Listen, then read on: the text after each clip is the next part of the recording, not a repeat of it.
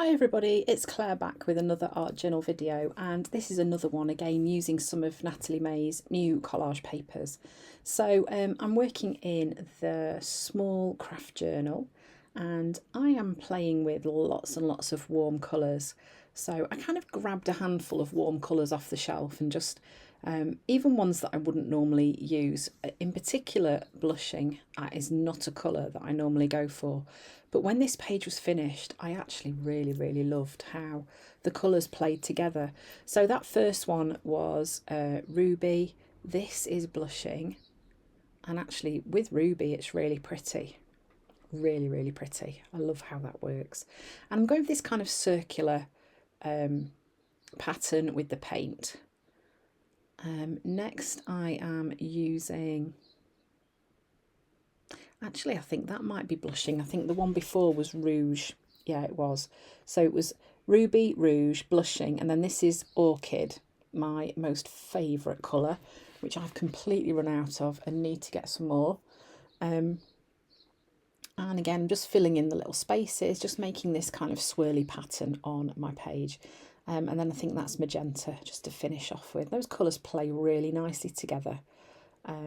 Not colours that I would normally put on the same page, but because the girl on this particular one of the autumn girls, some of the colours on her little part of the collage paper, they're quite warm tones, and I thought this would work really nicely with it. So once I'd done that, I gave it a good dry, and then I just kind of kept working back in the spaces, filling in more of the colours where they were missing, and if there was one that had kind of disappeared, I just went back and added a bit more in. But I love how that orchid plays with those colours as well. It actually takes on a more purpley tone, but it's such a lovely colour. And of course I just couldn't stop, could I? Just faffing and faffing. And then this is one of the coaster stencils, and here I'm just using blackberry, and I am using the coaster stencil and sort of keeping with that circular pattern. You can see that I'm rubbing my blending tool through in that circular motion to still create that movement. So that was, like I said, that was blackberry, and then this is white. So now I'm starting to add in a little bit of contrast, and here I'm doing the same thing with this stencil, but going round in that kind of circular motion. And this is starting to look quite pretty. So these tiny circular coaster stencils have got two of them have got really small details on, and they play really nicely together. So now I'm just using a black Posca pen, and I'm just quite loosely sketching some circular lines just to follow the pattern on the page that I've painted in. Not pressing on too hard. I'm just giving an idea of those circles really. And then of course got to add some white splatters, because why wouldn't you?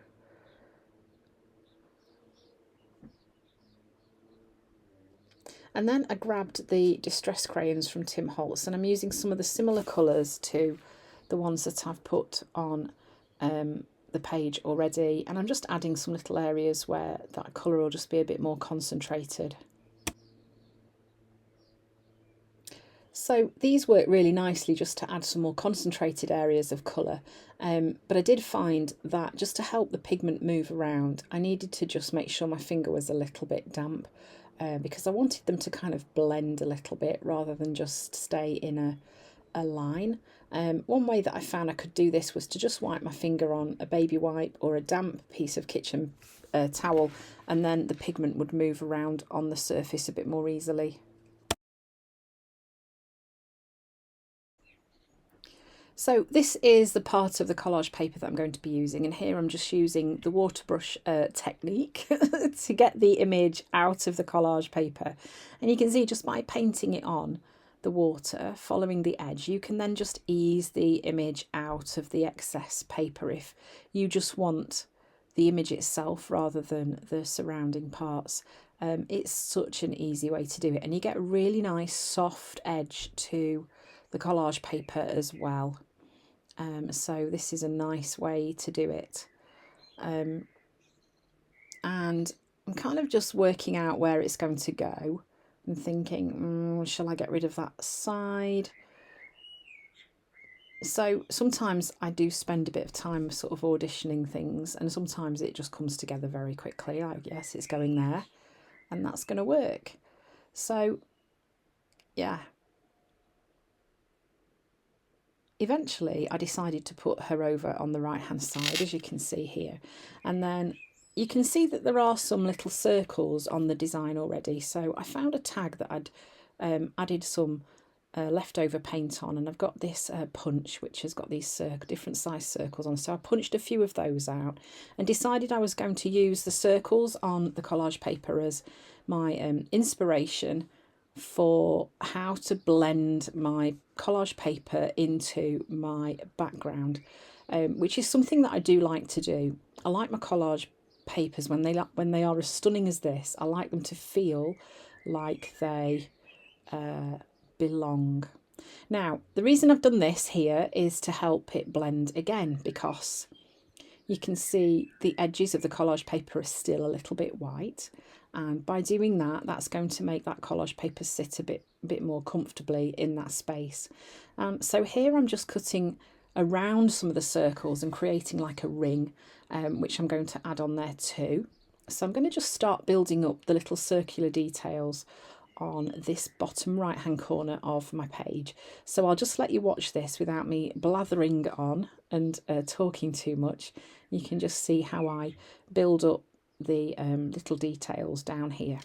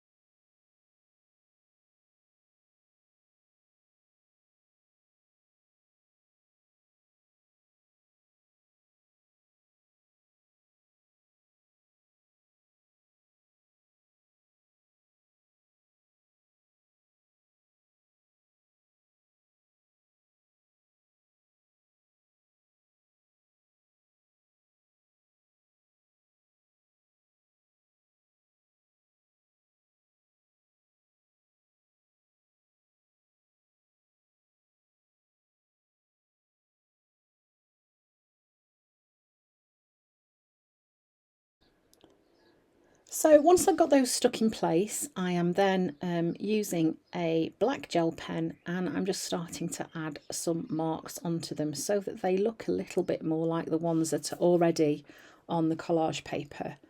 This is all about the process of blending the page with the thing that I've added on there. And also just, it's fun, isn't it, sometimes just to add those extra little doodles onto your page as well. So I'm also drawing some circles in some of the spaces where there aren't any bits that I've stuck on. And you can see now how I've done that. I kind of felt that that married the two things, the page and the collage image as well. So here I'm just using my dotty stamp and adding some more dots onto there, kind of overlapping those a little bit onto the image. Then I'm grabbing one of the archival inks and I'm going to go in and stamp some purple dots as well.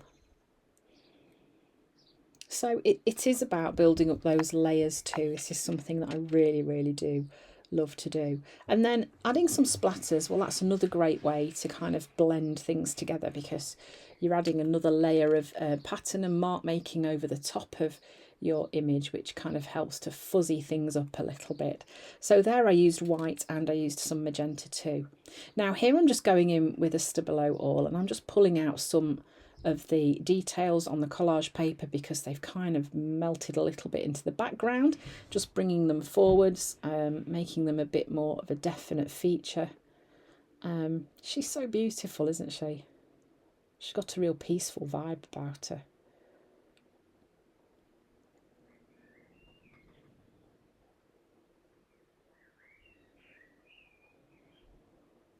I see, I always get carried away. Okay, so this is a stamp set from Darkroom Door, and I'm pretty sure this is called Ransom Alphabet. So I thought long and hard about how to put my letters on my page, and obviously like normally I would write them horizontally going across the page, but this time because I'd gone with that sort of circular background, I decided that I would make my stamping follow those kind of lovely arcs of colour. And yes, I've put a glove on. The reason for this is my eldest daughter is a nail technician and looks after my nails for me, because she's got to, hasn't she, really? When your daughter's a nail tech, you've got to let her do your nails. And I just feel so bad because I'm always so covered in paint and I get ink on them, and obviously this archival ink is really difficult to get off. So I just decided that because I was faffing about with these little tiny stamps, that I would pop one glove on and then I could just do all of the messy bit with that hand. So I'm not being weird here. I'm just trying to make sure that my daughter doesn't tell me off. So you can see I am putting the letters onto the acrylic block in the shape that I want them to go on the background. And I kind of like how this looks because it follows the flow of the page, and I felt that worked really well. Give yourself permission to rest. It's a really hard thing to do, particularly I think when you've got a busy life and a family, and there's always more stuff that you've got to do. But isn't this important? And there it is, there's the finished page. Natalie's drawings are so beautiful. And you can't help but be inspired when you see them. So thanks for watching. I hope you've enjoyed the video and found some inspiration. And yeah, I hope to see you again soon.